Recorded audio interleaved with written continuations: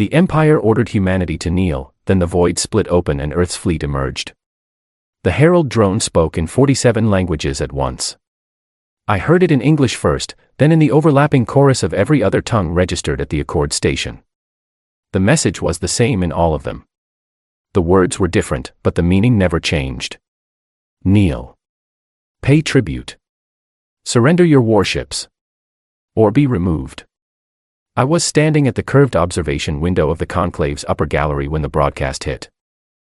The glass in front of me looked out over a wide field of stars, cold and still and completely indifferent to the fact that an empire had just told my species to get on its knees. My coffee had gone cold. I did not bother to warm it.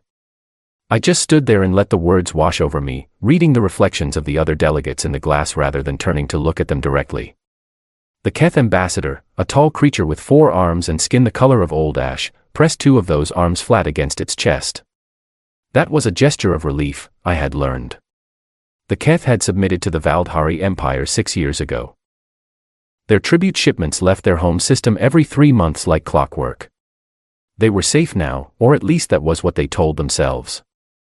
Watching the Herald drone broadcast humanity's ultimatum, the Keth ambassador looked like someone watching a neighbor's house catch fire from the comfort of their own warm living room. The Surith delegation did not move at all. They were clustered near the back of the gallery in their usual formation, 6 of them standing so close together they looked like one organism. The Surith had never been given an ultimatum. The Valdhari had simply arrived at their home world one morning and explained that the arrangement had already been decided. The Surith had been paying tribute for 11 years.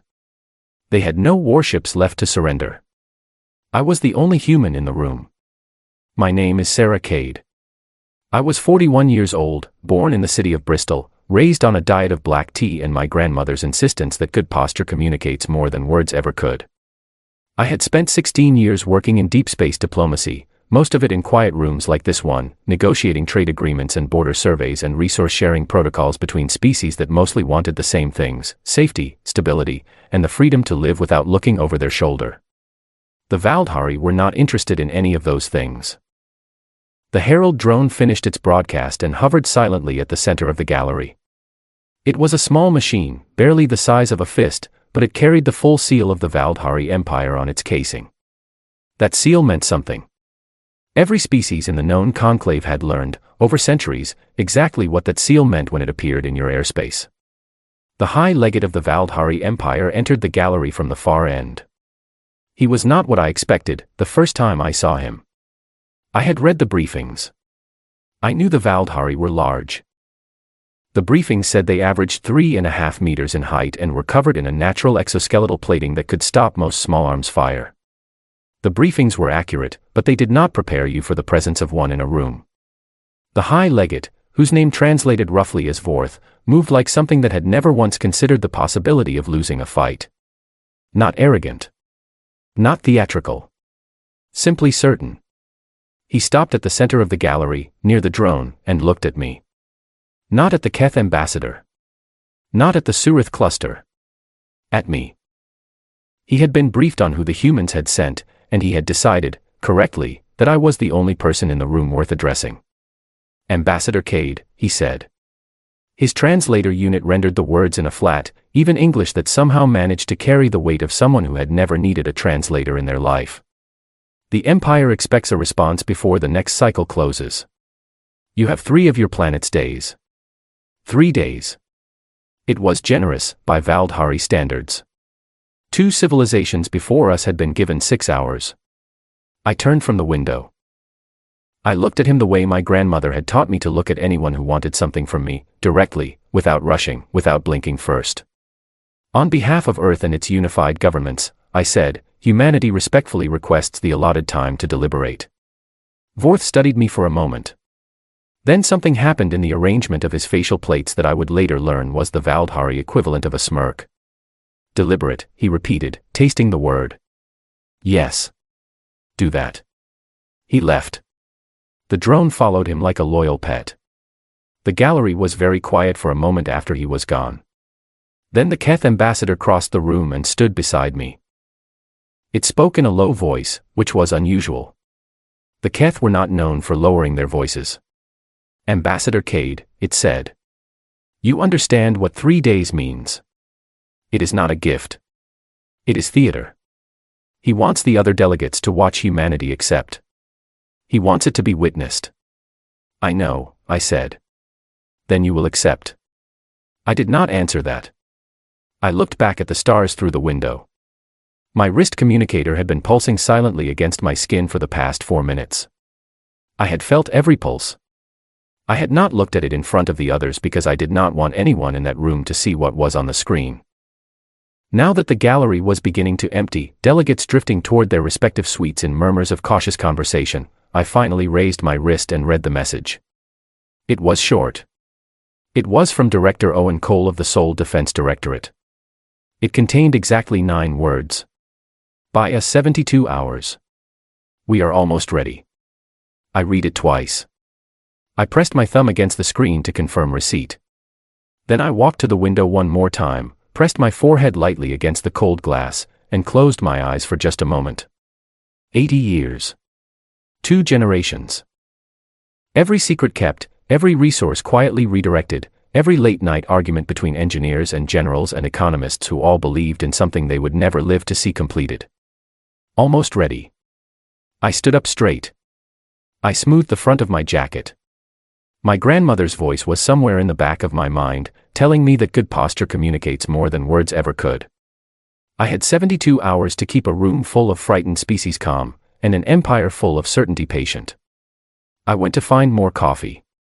Director Owen Cole had been running the Seoul Defense Directorate for 9 years, but he had been working on Project Lacuna for 22.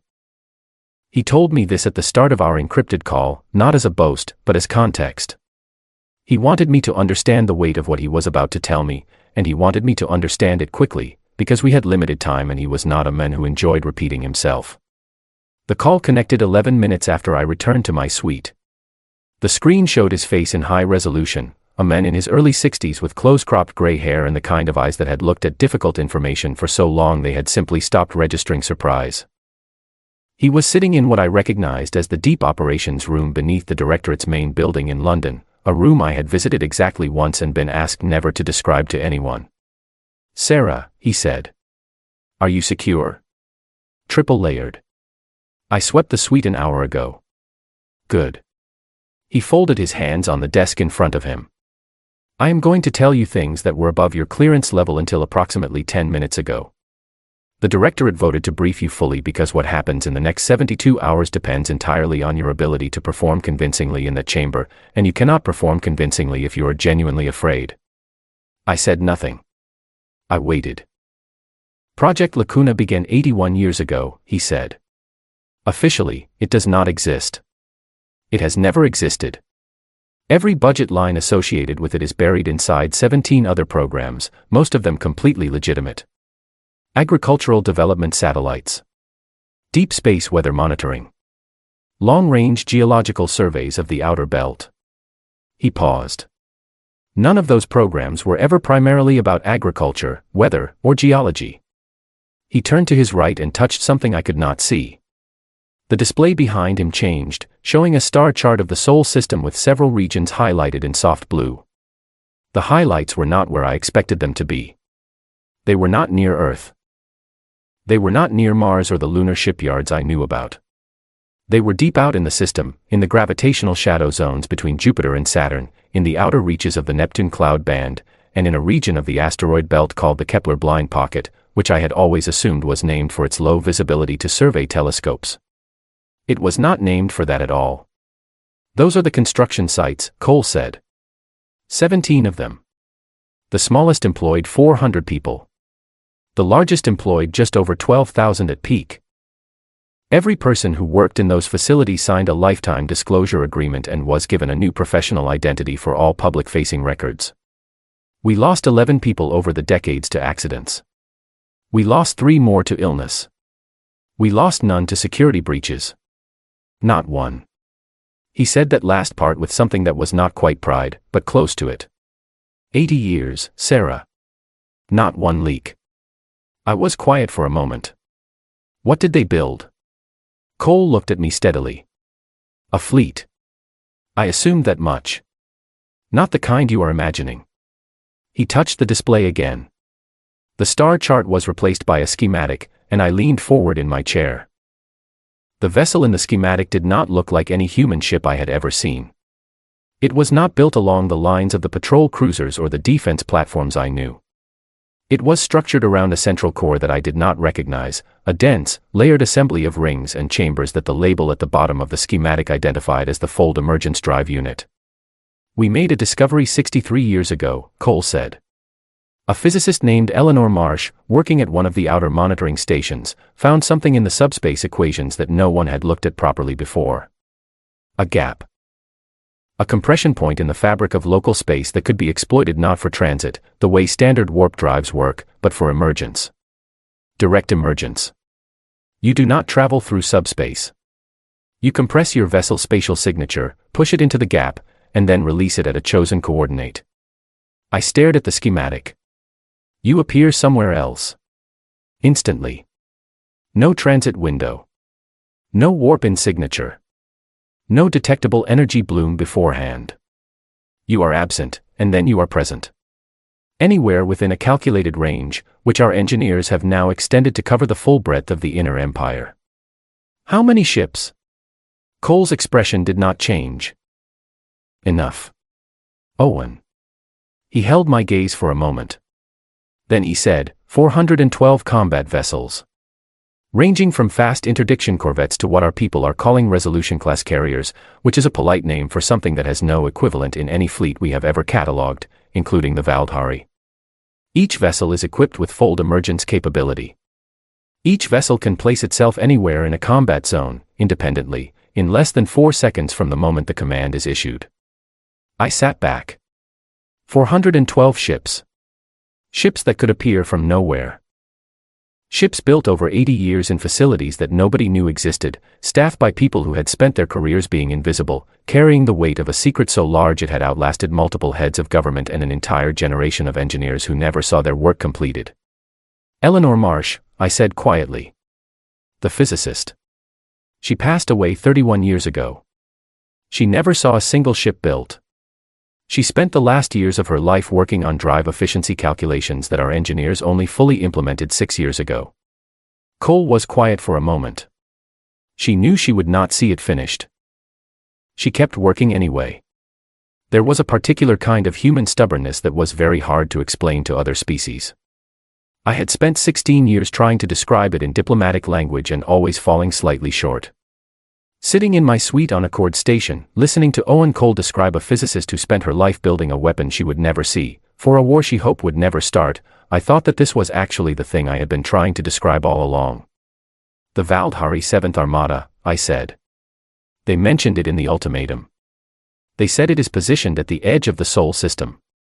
It arrived 11 days ago. We have been tracking it since before it entered the outer belt.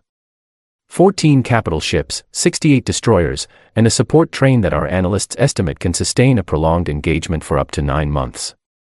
He said it the way someone reports a weather forecast. Steady. Measured. They parked it where we could see it. They wanted us to know it was there. They wanted the sight of it to make the decision easier. Did it? No. For the first time, something moved in Cole's expression that was not purely professional. It was brief and quiet, but it was there. Our fleet has been in emergence-ready configuration for 14 hours.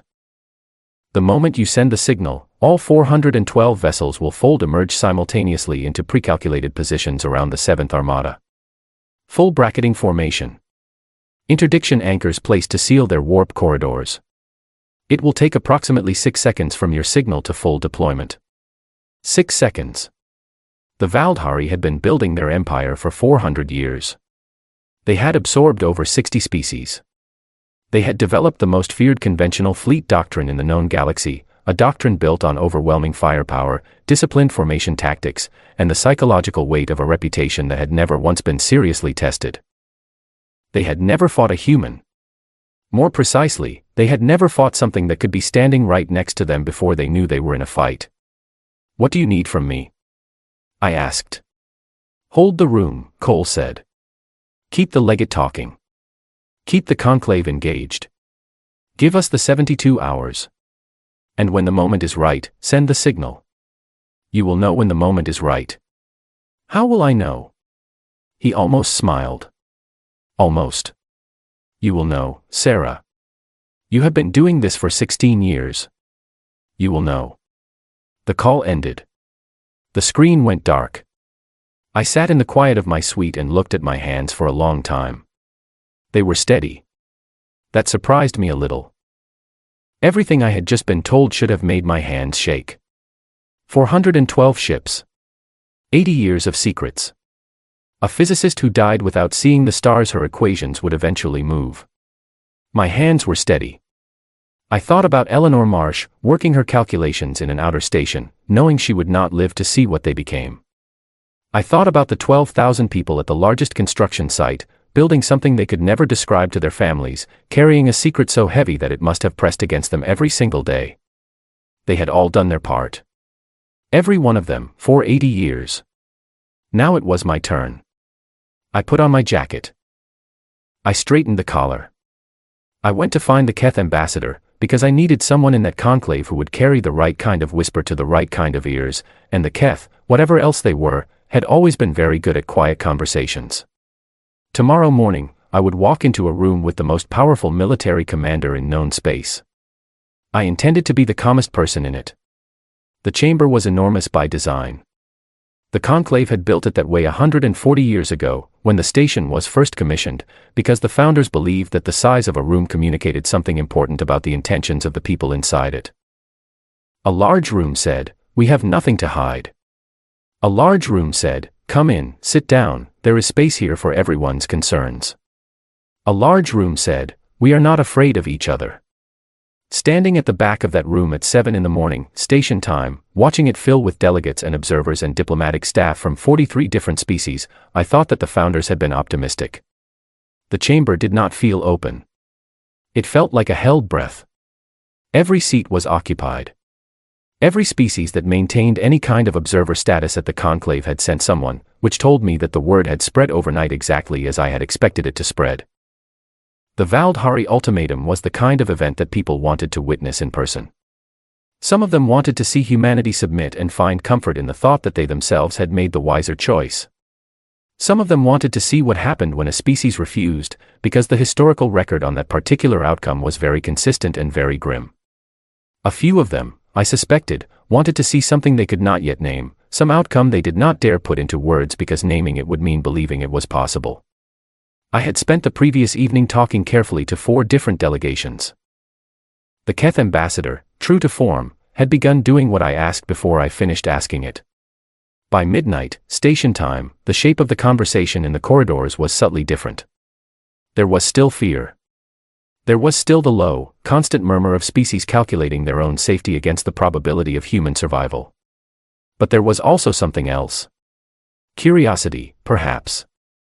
Or the first tentative seed of something that had not been present in this station for a very long time. I did not name it. Not yet. I walked to the podium alone. I had considered bringing someone with me. The directorate had 3 other staff members on the station, good people, steady under pressure. But I had decided the night before that coming to the podium alone was itself a statement. It said, "We are not frightened." It said, "We are not clutching each other for comfort." It said, "This is one person, representing one species, and she is perfectly fine standing here by herself." I straightened my jacket. I set my notes on the podium, though I did not intend to read from them. I looked out at the chamber. The High Legate, Vorth, was already in his designated position at the far end of the chamber floor, flanked by 2 members of his personal guard and attended by a cluster of his diplomatic staff. He was not wearing the full ceremonial regalia I had been warned about, the layered conquest plates and the symbol chains that the Valdhari wore when formally accepting a species submission. He had not yet put that on. He was waiting to see if he would need it. He would not need it. I began. "Members of the conclave," I said. I did not raise my voice. The chamber's acoustic system was excellent. Distinguished delegates. I am Sarah Cade, appointed representative of Earth's unified governments. I am here this morning to deliver humanity's formal response to the Valdhari Empire's ultimatum, issued in this chamber 31 hours ago. The room was absolutely still. "We have deliberated," I said. We have considered the terms carefully, as requested. We have consulted with our governments and our people. I paused for exactly 2 seconds, long enough to be deliberate, short enough not to seem theatrical. Humanity's answer is no. For a moment, nothing happened. The chamber absorbed it. And then the sound came back all at once, the overlapping voices of 43 species processing what they had just heard, the particular frequency of a room full of people recalculating everything they thought they knew. Vorth did not move. He watched me from across the chamber with an expression I could not fully read. I kept going, because stopping would have been a mistake. We understand the weight of this response, I said. We do not offer it lightly, and we do not offer it out of ignorance of what the Galactic Empire has accomplished or what it represents. We offer it because humanity believes that a conclave built on the premise of mutual respect and freely given cooperation is worth defending. And we believe it is worth defending not with words alone. That last sentence landed differently than the rest. I saw it move through the chamber, saw delegates lean toward each other, saw the Keth ambassador go very still in a way that told me it was listening harder now. Vorth stepped forward from his position. He did not need a microphone. His voice carried naturally. Ambassador Cade, he said. You are aware that the Valdhari 7th Armada is currently positioned in your home system. You are aware of its composition and its orders. You are aware of what it is capable of. Yes, I said. And still you refuse. Yes. Another pause from his end, this one shorter. This is not wisdom, Ambassador. This is sentiment. I have been told that before, I said. Usually by people who later wish they had paid more attention to what the sentiment was attached to. Something moved in the chamber. It was not quite laughter. It was the sound of tension looking for a small release and finding one. Vorth's expression shifted. Not to anger. Something more careful than that. The 7th Armada will reduce your home world to silence, he said, and there was no performance in the words. He was simply stating what he believed to be a fact, the way you state that water is cold or that a long drop ends badly. Your refusal changes nothing about that outcome. It only determines how quickly it begins. I looked at him steadily. Your armada has been in position at the edge of our system for 11 days, I said. We have been watching it since before it arrived. I let that sit for a moment. Have you been watching us? The question dropped into the chamber like a stone into still water. Vorth did not answer immediately. And that pause, that single unplanned pause from a being who had never once needed to hesitate in a diplomatic chamber, told everyone in the room that the question meant something. I reached for my wrist panel. My hand was steady. It had been steady all morning, all night, since the moment Owen Cole's 9-word message had arrived on my screen. I would like to share something with this chamber, I said. With everyone present. With the full conclave record. I pressed the signal key. It was a small thing. A slight pressure from my thumb. No sound. No light. Nothing in the room changed at all. None of the delegates knew what had just left my wrist and traveled at light speed through the station's deep array to a relay buried in the outer asteroid belt, and from there to 412 ships that had been waiting, engines cold and silent, in the fold positions they had held for 14 hours. I lowered my hand. I looked at the main display above the chamber floor, which was showing a live feed of the Sol system on a navigational scale. The Valdhari 7th Armada was visible at the edge of the display, a cluster of bright signatures sitting just inside the outer boundary, patient and enormous and utterly certain of what it was there to do. I looked at Vorth. Watch, I said. The display updated in real time. Every sensor array on the Accord station fed into that display, and the display fed into every screen in the chamber, and for a moment, none of it showed anything unusual at all. The Valdhari 7th Armada sat at the edge of the Sol system exactly where it had been. The system was quiet. Earth was a small blue marker near the center. The whole thing looked perfectly ordinary. Then the anomalies began.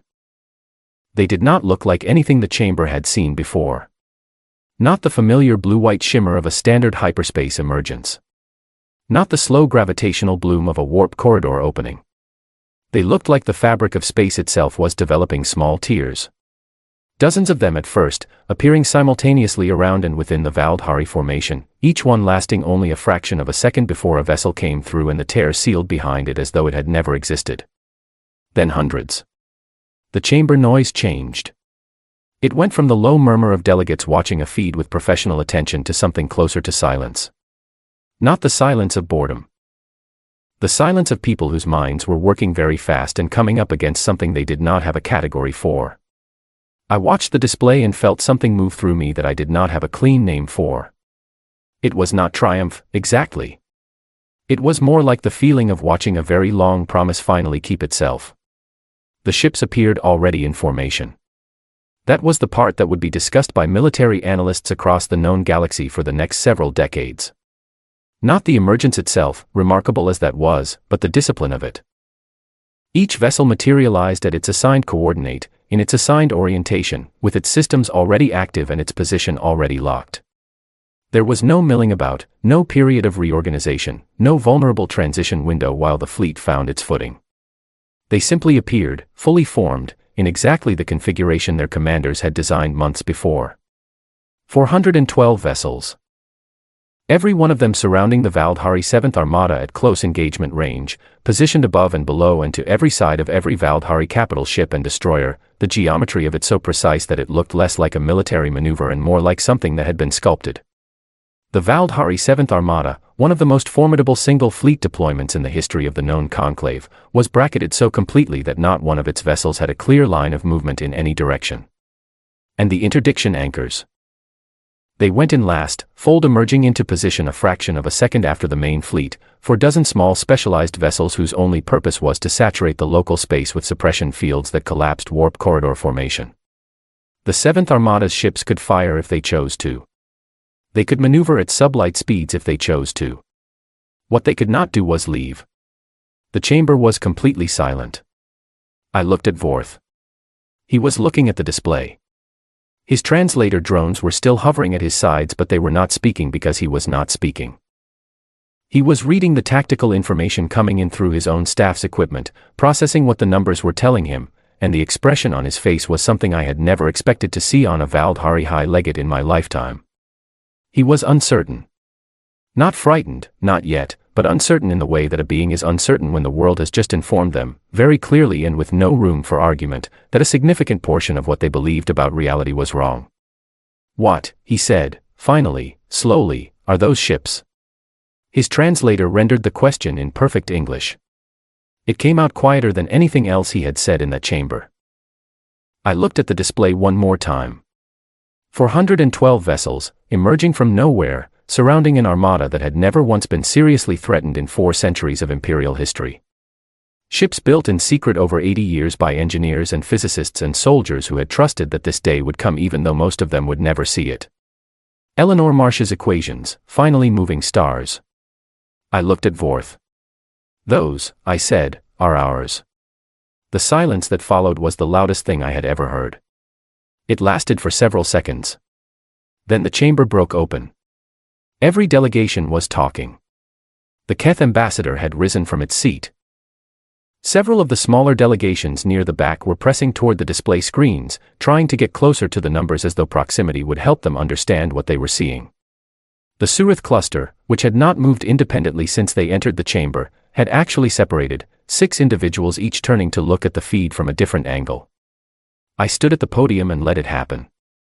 There was no point in trying to call the room back immediately. The room needed a moment to be what it was. Vorth's staff was moving around him, speaking to him in rapid Valdhari, feeding him reports from the 7th Armada's commanders. I could not hear the content, but I could read the posture of the people delivering it. They were not giving him good news. The 7th Armada's commanders were reporting that they had no viable offensive solution. At the engagement distances the human fleet had chosen, and given the suppression field coverage of the interdiction anchors, the Valdhari ships could not build up enough maneuvering room to bring their long-range batteries to bear effectively. They were not outgunned in raw terms. They were simply, completely, and perfectly trapped. The geometry of what had been done to them was so thorough that they had no direction to attack that did not involve attacking a human vessel at extremely close range while being targeted by multiple others. The Seventh Armada, which had come to the Sol system to watch humanity submit, was sitting inside a cage that humanity had built around it before it ever knew there was a cage. One of Vorth's staff members leaned close and spoke to him at length. Vorth listened without moving. Then the staff member stepped back, and Vorth was still for a moment, and then he did something I did not expect. He looked up at me. Not at his staff, not at his own display feeds. At me. Directly across the chamber floor. "How long?" he said. I did not pretend not to understand the question. 81 years, I said. He absorbed that. For centuries of imperial history sitting behind his eyes, and he was absorbing the information that a species he had never taken seriously had been quietly, patiently building this moment for 81 years. Building it while trading with his empire's client states. Building it while sending their little patrol fleets out on exercises that his analysts had assessed as entirely non-threatening. Building it while attending conclave sessions and filing diplomatic paperwork and doing all the small visible things that looked like exactly what a medium-sized non-threatening species would do. "You knew we were coming," he said. "We suspected you would come eventually. Your empire has a pattern. We studied it." I kept my voice level. "We decided, as a species, that we would not wait for the moment and then react to it. We would prepare for it and then meet it." Vorth was quiet for a long moment. "Would you have used them?" he asked. "Your fleet? If we had not stopped? If the Armada had moved toward your planet? Would you have fired?" The chamber was very still. Everyone was listening. Every delegate, every observer, every diplomatic staffer in that enormous room was listening to this question and waiting for my answer. I thought about the right thing to say. I thought about what was true, and what was useful, and whether those two things were the same in this particular moment. Then I said, "You will never know. And that uncertainty, your uncertainty right now, is exactly the point. It is what kept this from becoming something neither of us could walk back from. Not our ships, not your armada, not any weapon in any hold. Your doubt is what kept the peace today. We built 412 ships so that you would doubt. So that the cost of proceeding would become something you could not calculate clearly. That is all we ever wanted. Not conquest. Not revenge. Not an empire of our own." I paused. "We wanted you to not be certain." Vorth held my gaze for a long time. Then, slowly, something shifted in his posture. It was not quite surrender. It was more like the particular adjustment a very large, very powerful being makes when it realizes that the situation has become genuinely different from what it expected, and that proceeding on the original plan is no longer sensible. "You have terms," he said. It was not a question. "Yes," I said. "We have terms." I have been asked many times, in the years since that day, whether I felt victorious when Vorth asked for our terms. The honest answer is no. What I felt was something quieter and heavier than victory. Something closer to the feeling you get when you set down a weight you have been carrying for so long that you had stopped noticing how much it hurt. The negotiations lasted 11 days. I will not walk through all of them here, because the full record exists in the Conclave archives and anyone who wants the detailed language of each provision can find it there. What I will say is that those 11 days were the most careful work I have ever done in my life, and I did not do them alone. Owen Cole flew out to the station on the third day, aboard one of the corvettes that Fold emerged directly into the station's docking approach and nearly gave the Accord station traffic controllers a collective nervous breakdown. He brought with him a team of 6 specialists in imperial law, interspecies treaty construction, and economic restructuring. He also brought, at my specific request, a historian named Philip Marsh, who was Eleanor Marsh's grandson and who had spent his career studying the legal frameworks of conclave agreements. Philip was 44, quiet, with his grandmother's habit of writing equations on any flat surface he could find when he was thinking hard. He did not know, when he arrived, why I had asked for him specifically. I told him on his second day aboard the station, sitting in the small briefing room we had taken over as our working space, surrounded by documents and cold cups of tea. He sat with it for a while. "She never told anyone," he said eventually. "Not even my father. He knew she worked on something classified. He always assumed it was propulsion theory." "It was," I said. "Just not the kind anyone was expecting." He was quiet for another moment. Then he picked up his pen and went back to the treaty language in front of him, and that was all he said about it. But I noticed, in the days that followed, that he worked with a particular kind of focus. The kind that comes from understanding, fully, what you are working for. The terms we set were not punitive. That had been a long internal debate, going back months before the ultimatum was even issued, back to when the Directorate had begun contingency planning for this exact scenario. There had been voices, understandable voices, that argued for demanding reparations, for requiring the dismantling of the Valdhari military down to specified tonnage limits, for extracting maximum advantage from a moment of maximum leverage. I had argued against all of it. Not out of generosity toward the Valdhari, but out of practicality. An empire humiliated completely does not stay humiliated. It regroups. It waits. It finds the moment when the balance shifts and it comes back differently. The Valdhari Empire controlled 63 species and 4 centuries of accumulated infrastructure, knowledge, and institutional memory. Destroying it was neither possible nor desirable. What was possible, and what we pursued, was reshaping it. The first provision was the one that mattered most to me personally.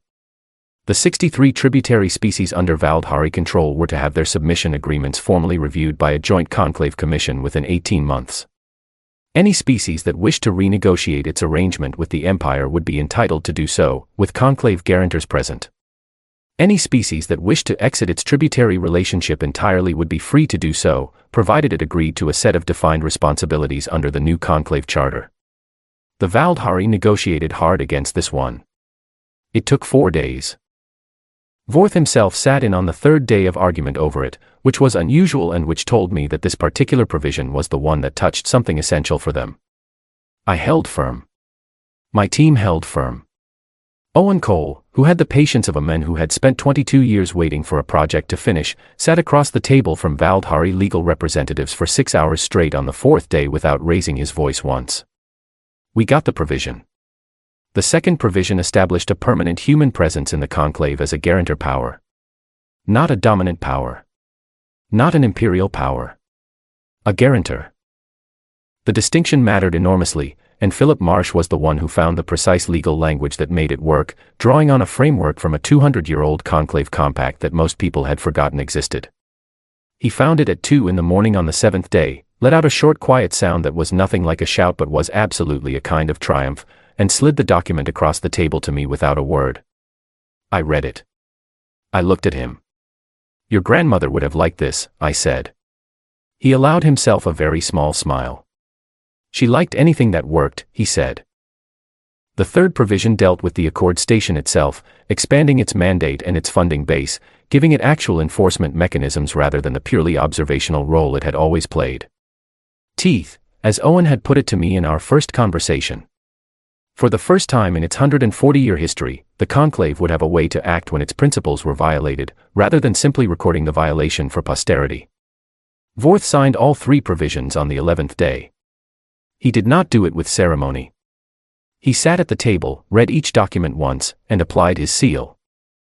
Then he rose, and he looked at me across the table, and he said something that his translator rendered in a flat, even tone that did not capture whatever he put into the original words. Your species is strange, he said. You built a fleet to avoid using it. You spent 80 years preparing for a war you did not want to fight. Yes, I said. Why did you not simply try to negotiate earlier? Before the ultimatum. I had thought about this question. I had thought about it for years, actually, long before this moment, when the answer had not yet mattered to anyone but me. Because you would not have listened, I said. Not then. The Valdhari Empire negotiates with forces it respects. You did not respect us.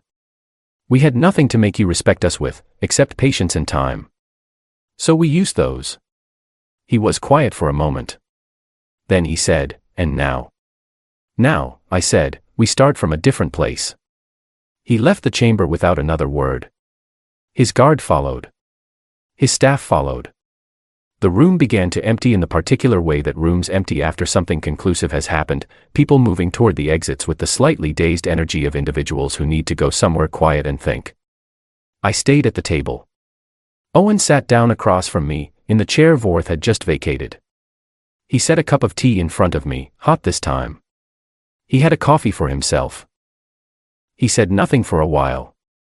We both looked at the documents on the table, all those pages of careful language representing 11 days of argument and 81 years of quiet work by people who were mostly not in this room. 94, I said. Owen looked at me. I did the count last night, I said. 94 people with primary credits on the fold emergence drive development. Engineers, physicists, material specialists. Of those, 61 are no longer living. Eleanor Marsh. Arthur Denny, who solved the interdiction anchor problem. Grace Holloway, who spent 12 years working on the spatial compression math and finished it 3 weeks before she retired. A man named Leo Park, who apparently argued with his department head every single week for 6 years over a fabrication technique and was finally proven right on a Tuesday morning and told no one about it because the work was classified. Owen was quiet. None of them are in this room, I said. None of them will be in the news coverage. Their names are still classified. Most of them will probably never be publicly credited. They knew that when they signed on, Owen said, gently. I know they did. I looked at the documents. That is actually the part that I find most remarkable. They knew. They understood that what they were building might never be used, and that if it was used, they would probably never receive credit for it. And they built it anyway. They kept the secret anyway. They came back to work every day anyway. I picked up the tea. It was the right temperature for once. That is a kind of faith that I do not have a proper word for. There probably is not one, Owen said. No, I agreed. Probably not. I stood up eventually. I collected the signed documents, because they needed to go into the formal archive. Philip was in the outer room, already cross-referencing the final language with the conclave's legal database, making sure every reference was correct before the submission was filed. He looked up when I came through. Done, he said. Done. He nodded, once, and went back to his work. I went to the viewport at the end of the corridor. The observation window there was smaller than the one in the gallery, just a narrow rectangle of clear material looking out over the station's eastern aspect, where there was nothing to see but open space and stars. The fold emergence fleet was gone. All 412 ships had dispersed back into their operational positions hours ago, sliding back into the dark the same way they had come out of it, without fanfare, without ceremony, leaving no trace. The Sol system on the navigation display, when I checked it on my wrist unit, showed the Valdhari 7th Armada in slow transit toward the outer edge. They were leaving. It would take them 11 days to clear the outer boundary at the transit speed they were traveling. They were not in a hurry. They were moving with the careful dignity of something very large that had decided to go somewhere else, and intended to do so without making it look like anything other than a choice. I stood at the viewport for a long time. I thought about a physicist named Eleanor Marsh, sitting alone in an outer monitoring station, writing equations about gaps in subspace on whatever surface was close enough to write on, knowing she had found something